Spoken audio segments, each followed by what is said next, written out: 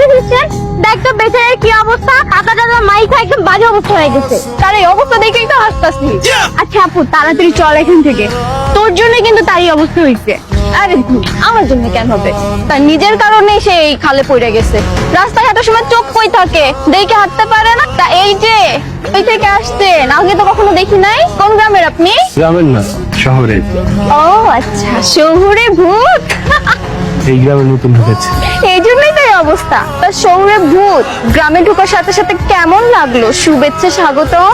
আরে ভূত শুভেচ্ছা ভালো লাগেনি, কিন্তু শুভেচ্ছা অলিদের ভালো লাগে। কি কয় এগুলা শহুরে ভূত? এত এদের শহুরে ভূতদের পেট গোছের কথা বুঝি না বাবা। আচ্ছা বাদ দাও আপু, বেড়া মানুষ। তো আমরা যাই, নইলে এই শহুরে ভূত আবার কখন দিন আচর কইরা বসে। চল তো। এই যে কি আশ্চর্য, এতদিন জানতাম যারা গ্রামে থেকে তাদের বলে গেও ভূত, আর একটু দেখে উল্টাটা আমাকে বলে শহরের ভূত। আরে এটার নাম ঠিকানা যে এই তো জানা হলো না।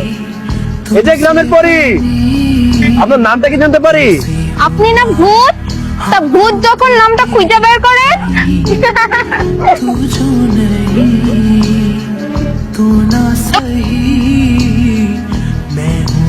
কি ভয় দেখাতে চাচ্ছিলেন? কেন ভয় পাননি? আমি শহরের ছেলে, এইসব ভূত পেত নিয়ে আমি কেয়ার করি না।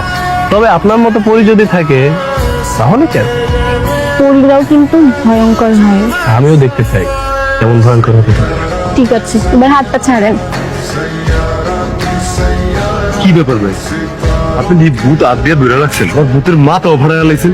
এটা ভূত ছিল না, পরি ছিল। পরি পরি পেলেন কি? চলেন দেখাবো।